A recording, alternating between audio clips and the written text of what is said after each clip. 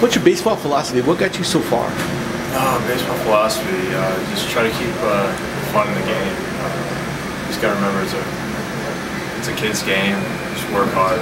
Those two things, you put them together, they'll take you a long way, because there's so many guys that are talented, and especially throughout the minor leagues, college, high school, a lot of talent. It's just, you gotta just keep putting in the hard work, and you just gotta keep the fun in the game. Being in professional baseball, has it changed you in any way?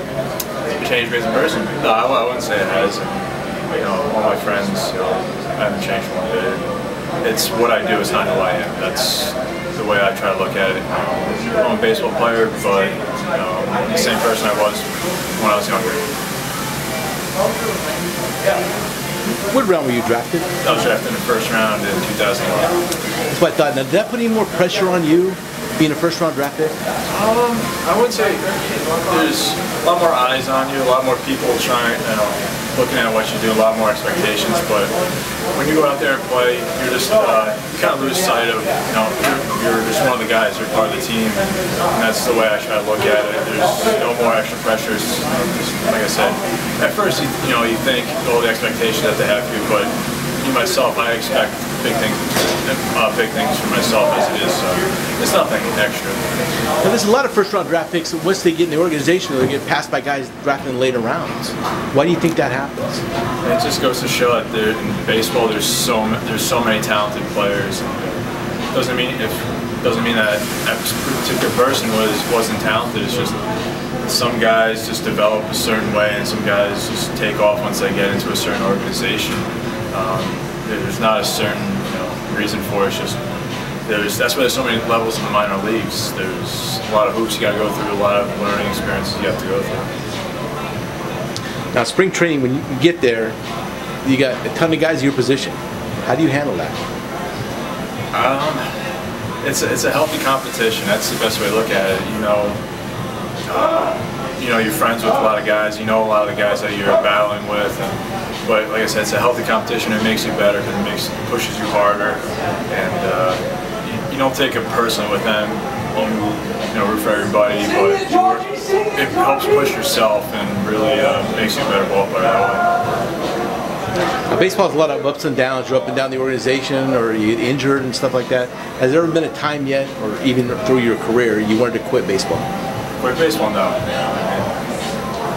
That has never crossed my mind. That's without a question. This is a fun game. You just got to keep it that way.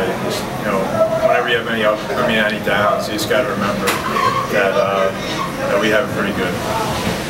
What did you learn the hard way that nobody told you about? The hard way. Everybody would talk about the travel and stuff in the minor leagues, and you always put it off like yeah, but that's when you learn. It's when you're waking up at 3 in the morning, 4 in the morning, and you're traveling halfway across the country to play or something, and you play that night. That's when it really hits you. It's like, all right, that's the difficult part. That's when it kind of hits you. Now, once you sign a professional contract, obviously you're a professional baseball player. Was there a moment before that you knew you were going to play professional baseball? Obviously, when you're younger, you always dream of playing professional baseball. And then going through high school, kind of had a feeling that there was a chance. And then once I got to college, played up in the Cape Cod Summer League. That's when it really hit me. I was like, all right, this is for real, and I have a legitimate chance now to make it happen.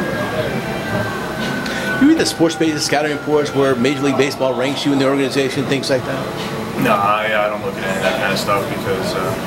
To me, that's a lot of the good stuff they say about you is too good. Some of the bad stuff they say is too bad. So I try not to look at any of that. I just listen to all the coaches, managers, and instructors in the organization.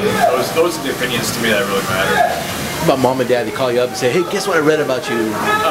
No, they learn themselves. Throughout college and stuff, you always look at all the rankings and all that stuff. But then once you start going through it. Me, myself, and even that, they realize that listen, it's not worth looking at. So mom's not against what sports writer or something that.